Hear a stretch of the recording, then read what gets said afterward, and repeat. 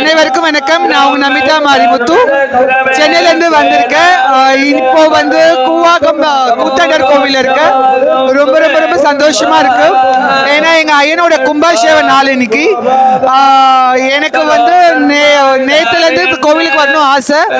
ஏன்னா வந்து 36 வருஷம் கழிச்சு இப்போ கும்பாபிஷேகம் நடக்குது.